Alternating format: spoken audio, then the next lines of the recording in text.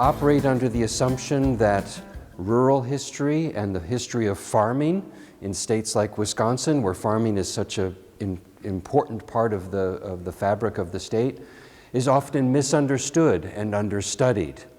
That today, in more contemporary times, that we have sometimes a difficulty understanding each other. People who live in rural America, who experience life on farms, and people who live in cities and often don't have many common ideas about the way the world is currently operating. So perhaps an exhibit like this will get us talking. Perhaps an exhibit like this, which focuses on something that we all share, something that we all enjoy, food, good food, local food, will help start these conversations, okay? So it's been a great joy for me to be involved in this. This is not something that I normally do. I will say this, I did grow up, my father was a farmer from Indiana, so I kind of have a little bit of farming in my blood. He, we lived in the outskirts of a town, so I grew up with farms in my backyards, with a barn that I could see from my bedroom window. So I've grown up in rural America, but I don't have a farming background. But I've always had a great respect for the great investment that farmers make in the sustaining of their land and their communities. All right? So a couple of years ago, this is just very brief, those of us who engaged in the project came together from various campuses. UW Whitewater was really where it started. We signed on very early, and then we have other campuses, UW Milwaukee and UW Madison. Those are the principal campuses. And this was a really kind of interesting and exciting project because it's not often that campuses in the UW system collaborate with each other. We all occupy our own worlds, and we rarely have anything to do with each other. So we really liked the prospect of working together, not just faculty and faculty, but faculty and students. This is the other thing I liked about this project. This was very heavy, we had very heavy student involvement. We really wanted to give students a stake in the success of this project, and we were fortunate to have a bunch, as you can see here, a very diverse and a very talented group of students who came together and helped on the project. These are my students, Maddie Haas, Nick Matoxen, who's Oneida, and Jennifer Dept. These were the three students who worked as my research assistants. They actually went out and did interviews. They did a lot of research that I was able to use for what you'll see tonight and up in Oneida. And were really vital members of the project team. It's all culminating here in the exhibit. Each of the 5 different areas that we're covering has a different spin, a different kind of interpretive angle. We wanted to ask different questions, and we wanted to open up each area to different types of insight and discussion, okay? So for Allenville, it seemed to me, hearing the voices of people like Milt Barkey, we have some of Milt Barkey's children, right, here in the audience, and listening to Milt Barkey talk and listening to some of the other people that we heard talk. I interviewed Dave Tovar, who's also back in the back row here, that and doing some of the research, that issues of community really became important, right? What is Allenville? What makes Allenville Allenville? Right? It's this tiny place, right? But Allenville is its own unique place, as so many other places are in rural America, right? It has had an identity. We can talk about whether it still has an identity, but it always had an identity. And I wanted to kind of explore that a little bit. And I would do that through the voices that we collected with oral histories. So, before I start, one last thing to note. Much of the research, much of the insights that we gleaned to put these stories together come from interviews. They're called oral histories, all right? I did an oral history with Dave here in the back as an example. And an oral history allows you to capture the memories of people and ask them about their lives and about the context of their lives. A good narrator, that's what we call people who sit across the table and talk about their life, is very able to open up about their life and tell you lots of very interesting stories and anecdotes. Not everyone is good at this.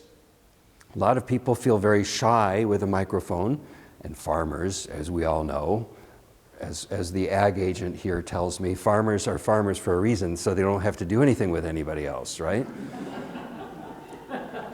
But there are exceptions. There are exceptions. I think you'll see Russell Allen is an exception, right? A very gregarious, outgoing farmer. But you have these people who reveal something about themselves and about their lives. Milton Barkey is a great example of this. He spent hours with this gentleman in his home, and he could talk forever. And that's a good thing. And the tape recorder was going, and you capture these memories. So we have hundreds of these memories that have been captured. And this isn't the end. We'll continue the process, and we'll continue to get more oral histories to help catalog, inventory, and keep the memories of rural America alive. Make sense? Good. All right. And you can still hear me, right? Yes. Okay, good.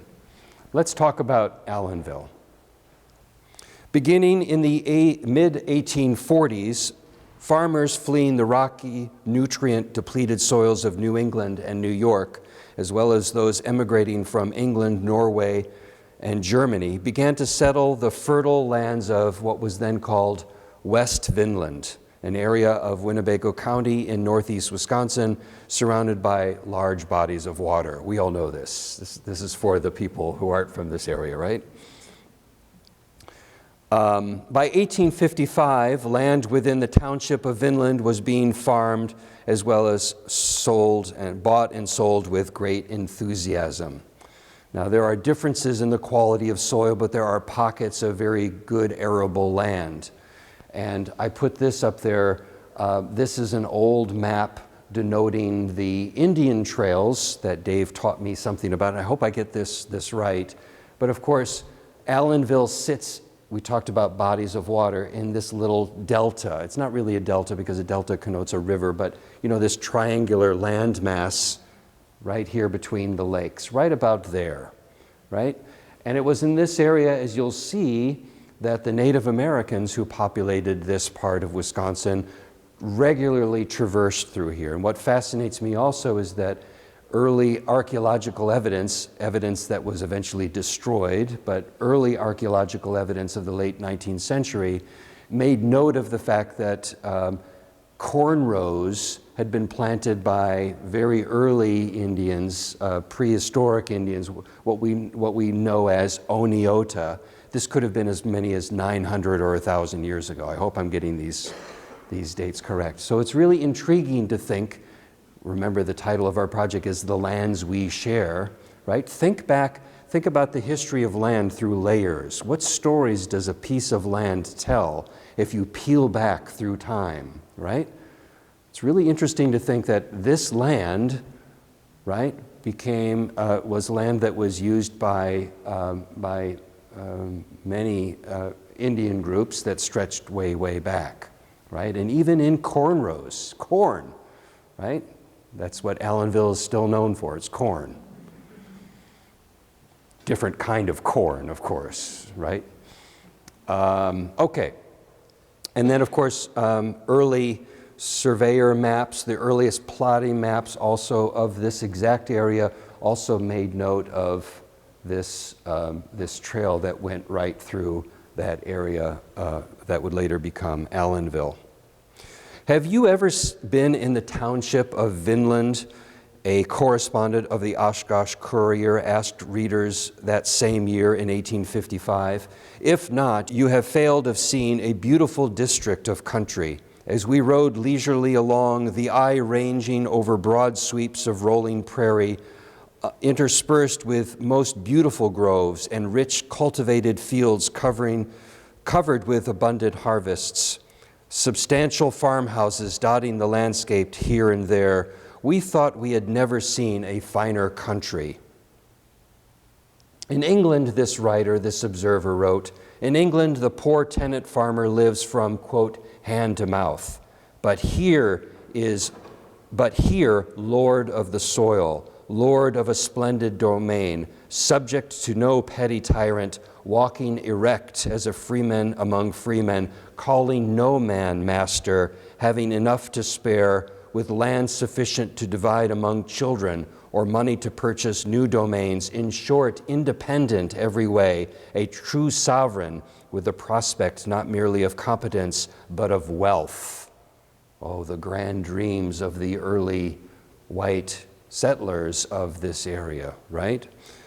So you get something of the enthusiasm that some were bringing here. Of course, this area was able to be settled by Americans from states like New York because by the 1850s, Menominee and Fox Indians had been largely driven out of the area to make way of settlement. This was largely Menominee and Fox land. During the last 10 years, an observer also noted around this time, Vinland has changed from the hunting ground of the red man to the well-cultivated fields of the agriculturalist, and now forms part of the great granary of the West, which feeds famishing humanity, not only in our country, but across the ocean. So they considered this to be a welcome new development. Of course, they equated civilization with the cultivation of crops by the hand of whites, right, who were coming to the area. Over the next several decades, farmers prospered here by growing and selling wheat, rye, oats, barley, and hops.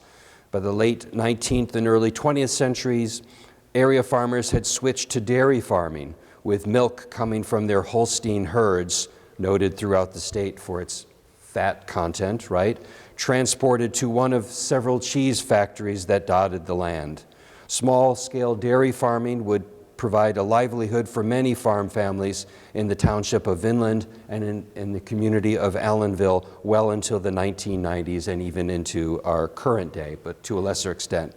Cash crops such as corn, peas, potatoes, and for several decades in the early and mid-20th century, sugar beets helped supplement farmers' income.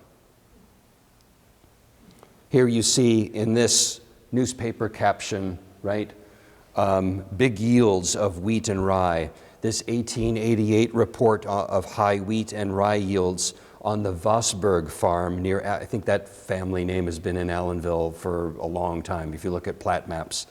This farm near Allenville signals the abundance experienced by many area farmers. This other news clip on the bottom there, for sale, an 1876 newspaper advertisement for land sold by one G.H. Harris, an active land speculator in the Allenville area of Vinland. And it says, farm of 120 acres in the town of Vinland, good house, large barn, and other good improvements, all under cultivation except 15 acres of small timber. Stock can be had with the farm. So we see evidence of transactions, and we know this about the land, that it changed hands often in these days. One last slide here. In 1895, the World's Columbian Commission Executive Committee on Awards recognized the quality of winter wheat and pea crops of the Tippler farm north of Allenville. So this is the letter that was sent to, I think, Tippler, I don't remember what his first name is, recognizing the very high quality of the wheat that was grown. Of course, wheat eventually, there was a problem with wheat, and wheat could no longer be a reliable crop, and wheat farming was eventually replaced by dairy farming throughout the state of Wisconsin. But in Allenville, it was a little, there was still a good deal of cash crops also to supplement the income. Very soon, after early Allenville settlers secured land claims and built homes, they endeavored to organize the institutions that had played a large role in the New England, Ohio, and New York communities that they had left behind, namely a church and schools. Ohio transplants, Washington Manuel, and members of the Partridge family established a Free Will Baptist Church in 1848. Convinced that God's grace was available for all, opposed to slavery, it's important to note they were opposed to slavery, and the consumption of alcohol, the Free Will Baptists of Allenville attracted a small but devoted and devout body of congregants.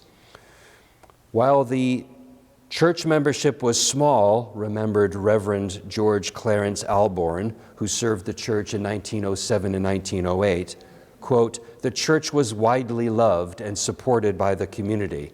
Almost everyone called it our church." I think that's still true today. In 1908, Alborn presided over a great religious revival, sparked by the presumed conversion of a paralytic named George Brinkerhoff, an event which stirred the community deeply. By the end of Alborn's brief tenure at the Allenville Free Will Baptist Church, men and women who filed into the church through separate entrances and who sat on opposite sides of the church numbered around 80 every Sunday. Again, men and women occupied different sides. It was a segregated church and a fairly conservative one, as you might imagine. Here's the 1873 map. There's the church. There's the church. How many of you are familiar with Allenville? Okay, you know this is County G, right? And there's one of the schools. This would be the Allen property. And here is another school and yet another school. They were New Englanders.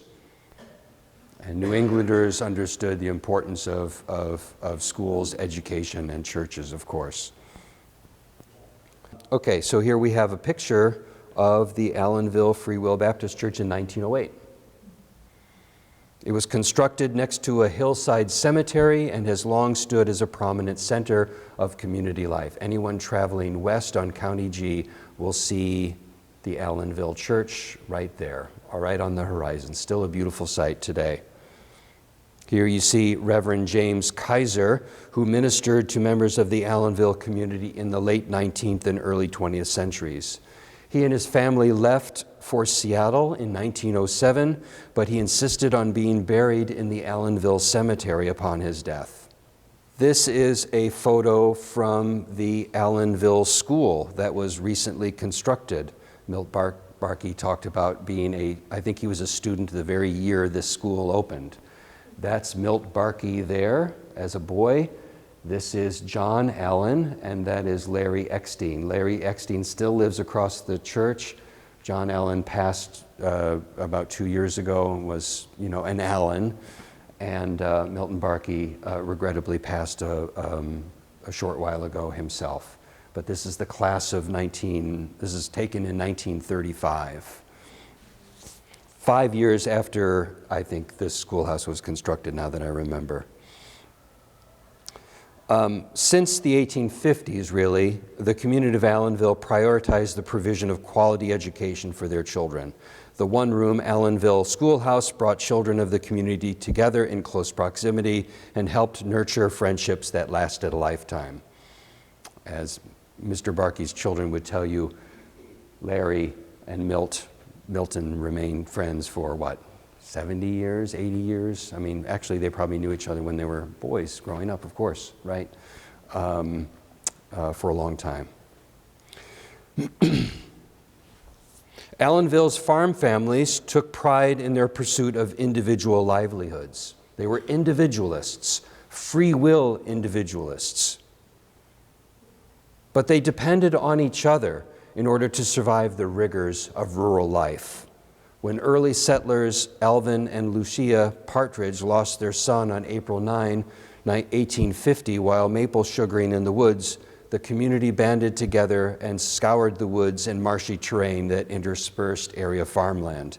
Community members defended the Partridges when they subsequently kidnapped a Menominee boy named Oaxaca and later claimed that he bore a resemblance to their missing son. This is the subject of another story that's received lots of attention. I won't get into that, but I'll just remind you that this is an Allenville story. The raising of area barns and the harvesting of local grain, hay, and hops crops often involved significant community effort. Silas Allen, together with other family members from Madison County, New York, were among the earliest settlers and land speculators around Allenville. And he ran a prosperous hop yard from the 1850s through the 1870s. In the fall of 1865, 75 girls throughout the region were hired to pick hops. It was quite a lively time in the neighborhood during hop picking time, Silas's grandson would later remember, as there were then, within a radius of 2 or 3 miles, probably 100 to 150 extra girls picking hops. It was a community event, right? Each hop yard in turn sponsored a square dance, usually held on the lower floor of the hop houses. During decades of harvests, local men and hired hands came together in threshing crews. Taking breaks from their hard labor, they enjoyed bountiful and elaborate meals prepared by farmers' wives. And I learned from Mr. Barkey that some meals were better than others. This is a great photograph that the beer historian Lee allowed me to use. This is an Oshkosh brewery. We had many in Oshkosh, and we can only presume and guess, perhaps an educated guess, that the large hop yards of Allenville might have contributed to the beer making industry right here in Oshkosh. And this, of course, was a barn raising near Allenville, closer to Winchester, but not far away, but this was a very common sight, right? And we also have Mr. Barkey on tape talking about barn raisings. This was a community thing, right? You got together, and it took a lot of labor. It took a substantial effort. Here's a picture of hop yards and threshing crews, not from Allenville, but from Wisconsin, not far away, to give you some idea. One last caption: one of the favorite pastimes for the men and boys of Allenville was baseball. Throughout the late 1930s, members of Allenville's baseball team collaborated in making it a contender in the Winnebagoland Baseball League. I've got to learn more about this baseball league. The farm families of Allenville depended on roads in order to get to schools and churches, transport milk from their dairy herds to cheese factories, and ship wheat east to flour mills in Neenah, and peas and corn to Winneconne. Here is a photograph taken of Allenville Road, later called County G, looking east toward Neenah. On the near left, the railroad track if you've been through Allenville, you know, right? There's the general store on the left there, machinery equipment shop, coal yard, and stock yard run by Henry Peterson and his brother-in-law, Charles Jones. Opposite the store on the south side of County G loomed later a large beet loader used every fall during the sugar beet harvest. This is a picture of the Winneconne canning factory in Winneconne. This is west of Allenville, and it was the biggest canning factory in that area, so we can presume again that farmers were able to take corn or cash crops there. I like this. I found this little concrete poem.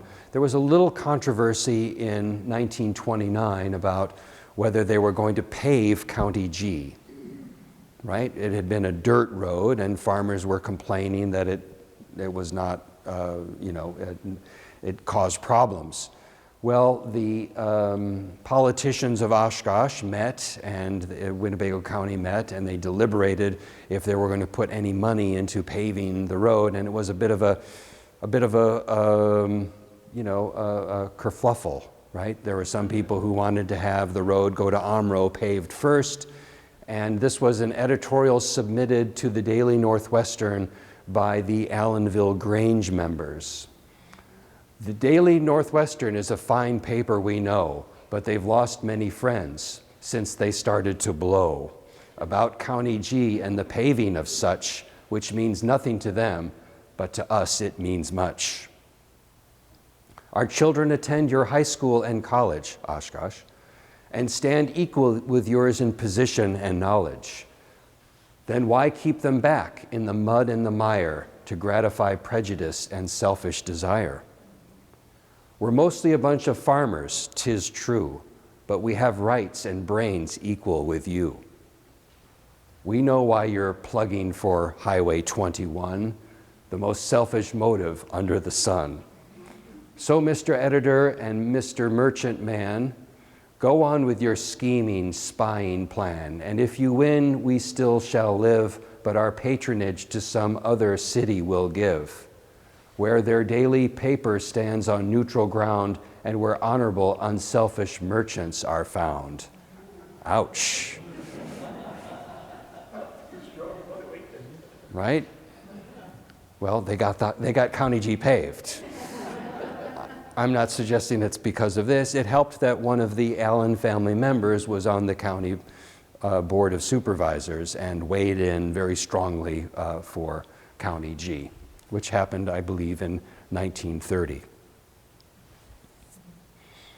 Now, how did Allenville become Allenville? Well, I told you before it was West Vinland, but in the early 1880s, it secured its name of Allenville when the Lakeshore and Western Railroad established a branch rail line through the community, and through the assistance of prominent farmer and landowner Timothy Allen, son of Silas Allen, there are many Allens, we'll get this straight, constructed a station, post office, and platform where local hogs could be loaded and shipped north to help feed lumbermen in Antigo.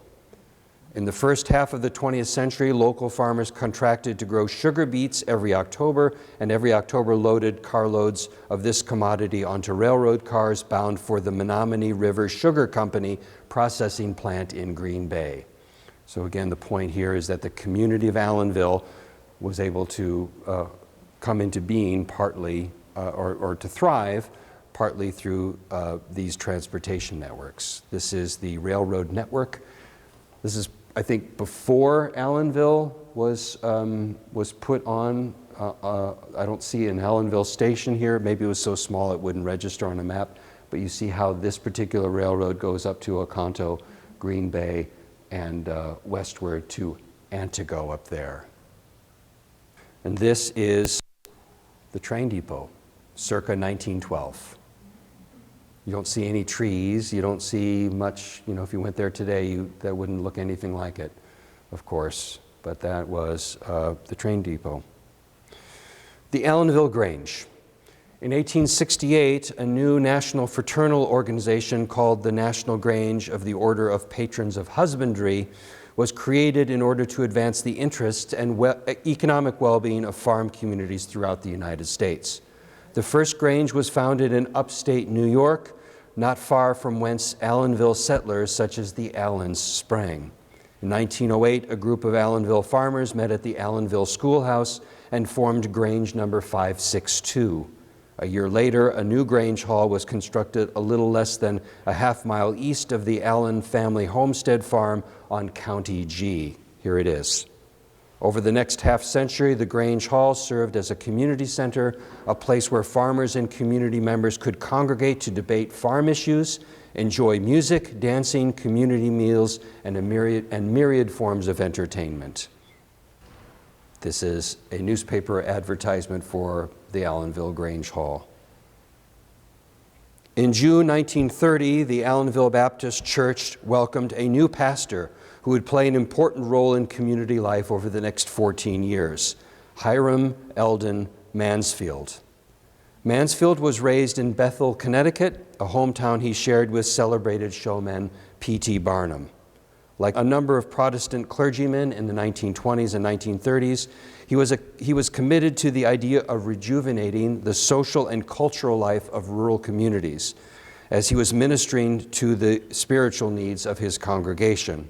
Throughout the Great Depression, Mansfield authored 14 plays in his rectory office, many of them performed by Grange Hall, in the Grange Hall by community members.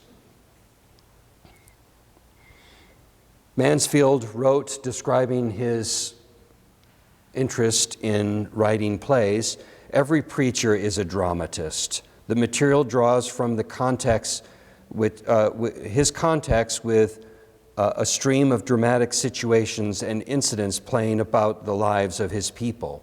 As a country preacher, he has a brooding time, pottering in his garden, in the undisturbed quiet of his study, walking in the fields, driving over country roads where every house he passes bring to mind a clear picture of the life that habits there. Leisured visits with farm folk over the roadside fences and in their living rooms, and time between to mull it over and learn the interpretations thereof.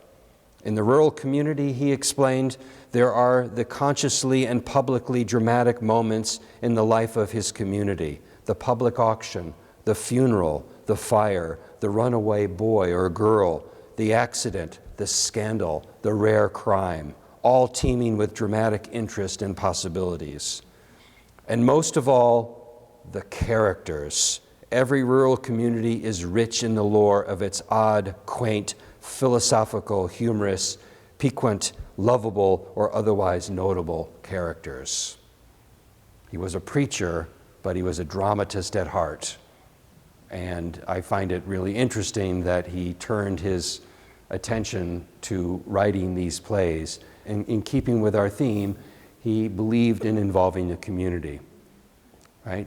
These were actors who were farmers by day, farm wives by day, and they performed plays, and they traveled throughout the state. They competed, and they were really well known, the Allenville players.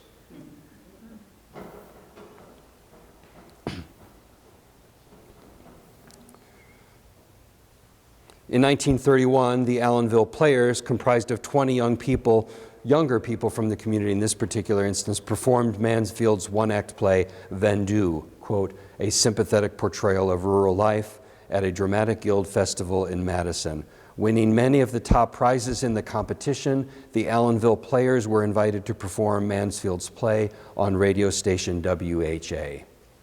Be interesting to find that. I don't know if it still exists, but it would be great. The farming community of Allenville has long relied on the labor of migrant workers. During World War II, farm workers from Jamaica helped with the harvest of cash crops. How many knew that? And throughout this period, and perhaps earlier, Hispanic workers labored in the fields and lived in the neighborhood of small shacks dubbed Little Mexico, near the train tracks. David Tovar, a laborer from San Antonio, Texas, began working for farmers around Allenville in the 1940s. He eventually decided to locate his large family in Allenville for good in the 1950s. This is David Tovar with the beet loader that you can see right there in the back. These are two of his daughters, and you can see here some of the small living facilities in what was called Little Mexico. This one is slightly out of order. This is the old Allen Farm. This is Hilltop Road. That's County G, if you recognize it. And this is the photo I wanted to show you. This is Dave Tovar Jr. working in the fields, weeding the onion fields, if I'm not mistaken. Is that correct? Yeah. Great photograph. And this is a photograph of the entire Tovar family, except for Dave Tovar's wife and Dave Tovar Jr., his mother, who tragically passed away, as so many women did pass away through childbirth here in Oshkosh. And one of the remarkable things about this story, there are many remarkable things, but the small baby daughter that had just been born when the mother died was adopted by Mrs. Barkey, who was known as the Angel of Allenville. And so they did it, and because Dave Tovar Sr. had no idea what to do with so many children and with such limited living space. So I think this is a good example of a community, right? And it's what people did. I asked Milton Barkey, why did you do that? And he almost seems kind of surprised by the question, right? What do you mean, why did we do it? We had to do it. Marcy Barkey was his wife. An act of generosity that still strikes us today. And this is a new home that was constructed, speaking of generosity, by the area Dutch Uncles Club in 1958, shortly after he lost his wife. Right? We'll talk next about the Allens, of the Allens. No family of farmers is more closely identified with Allenville than the Allens of Allenville. 5 generations of Allens have farmed the land around Allenville since Silas Allen settled in Vinland in the 1840s. They resemble little many of the farm families who settled and prospered in Winnebago County. In a region that proved hospitable to many Norwegian and German settlers, the early Allens were proud of their English heritage. Unusual, too, is the fact that for many Allens, an interest in teaching equaled or exceeded their commitment to farming. All 7 of the children raised by Harry Allen, the great-grandson of Silas Allen, and his wife Clara attended the Oshkosh Normal School and at one time taught in a rural school. But in many other ways, the Allens resembled many other farm families of Wisconsin who took great pride in their stewardship of their farms, their attachment to their land, and their commitment to the welfare and the civic life of their community. So this is Timothy Rush Allen. Timothy Rush was the second Allen. I think Timothy Rush was very, very successful. I think he managed to really increase the fortunes of the Allen family. This is his son, Silas Marsh Allen, not to be confused with the original Silas Allen. This is Harry Allen, the older gentleman with the bib overalls, and his 2 sons, Peter and John Allen. So John Allen would become the teacher and would later return to farming. How many of you knew John Allen? Okay, quite a character, right? And Peter, his brother, would manage the family farm. And John, when he returned from Waldo, Wisconsin, after a teaching stint, farmed a farm south on Hilltop Road, a beautiful farm there. So the 2 brothers were farming together, lived on separate properties, but did well. Here's John Allen at the tractor. John Allen was a very interesting person. I only met him a couple of times. He was really unusual. Some people are saying yes, right? I mean that in a good way. He was very interested in learning. He was very opinionated, and he was very political. And he carried his interest in politics in several losing campaigns in the late 60s and early 1970s. Peter Allen's son, David, now I think they carry on the Allen family tradition. They are unusual people. They're risk takers. They're a little bit quirky, and I mean that affectionately.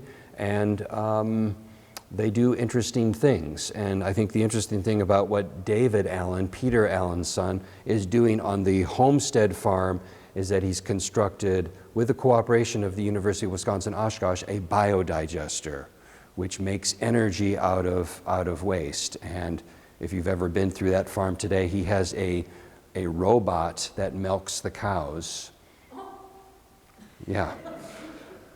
It's even better than that. You watch these cows and they milk themselves. They walk into the area and the robot, through lasers, knows exactly where the teat is and then grabs them, and the cows sit and then just walks out. It's an incredible thing to see. And by all accounts, it's an expensive investment, but it's an investment that probably will pay off over time. And of course, here is Russell Allen's farm. Russell Allen's farm west of Allenville now serves as a modern-day community center. Airsats Community Center. It's not a true community center, but it is a place where people go. It is a place where people congregate. It is a place where people chew the fat, talk politics, or listen to Russell talk about politics, and most importantly, buy really, really good, high-quality fresh vegetables. This is Russ Allen. For those of you who don't know him, this is Russ Allen today on the farm. I believe he's 69 years old. He's mulling retirement, but I know that from what I've known of Russell Allen, that farming is in his blood. He's carrying on the family tradition. He gets meaning out of farming. He loves his place in the community. He enjoys the interaction he has with other people. And like his father, John Allen, he believes, I think, that he's performing a civic duty. And I think he knows that he'll be missed if he sells his farm and there's no one like him to produce the type of fresh produce that he provides. He's always been an interesting guy. Dave Tovar tells stories of growing up with Russell Allen. He was an athlete and a bit of a rabble-rouser as a young man, but eventually settled into a life of farming, first with pig farming, then by selling sweet corn here in Oshkosh and eventually elsewhere. These are some pictures. I think we'll close with this. These are pictures taken by some photographers who've been working with our team. It's been a great opportunity for those of us with an interest in photography to spend time on the Allen farm and in Allenville, because it is a beautiful place. If you capture the light at the right moment, at the right time of year, it's really quite nice. So here is spring with the corn newly planted, business now just barely starting. Notice the prominence of Hispanic and Hmong workers, a very important story of without these workers, we wouldn't have Allen farms, right? Truth be told, without migrant workers, we wouldn't have any farms these days. Seriously, those big farms that you see on the horizon, who do you think works there? Not your neighbor down the street, not like it used to be. And in the summer and in the fall, great harvest of gourds. Sweet corn, of course, is their forte. I went out there early on an October morning last year and saw the operation. They're working in the fields at dark, preparing the trucks for the markets that would go to Oshkosh and to Appleton and other areas. Some of the farmers, Hmong farmers, picking. This is why the food is so good. They literally pick it fresh that day. This is the workroom, break room in the middle of summer. No better break than a melon picked fresh from the garden, right, in the middle of the day. Russell Allen provides space for the Hmong farmers to grow their own vegetables. They have a free plot of land. They can grow vegetables and bring the produce home for themselves and their family members. This is a photo of the Allen truck at the Neenah market. And this is Chris Allen, Russ's wife, longtime partner, and fall pictures and winter pictures. I love this. They have a good sense of humor, right? Population 34. I hear that's an inflated figure. But, right, I mean, that sign kind of leads us with some questions about the direction of Allenville. How long will Allenville be Allenville? Like many rural communities in Wisconsin, Allenville has withstood many changes over the past several decades.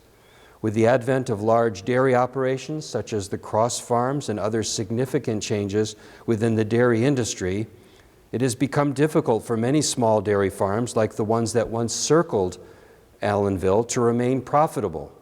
What happens to communities like Allenville when small-scale farming becomes untenable? When local institutions which once helped shape and cultivate community life, such as the Grange, cease to exist?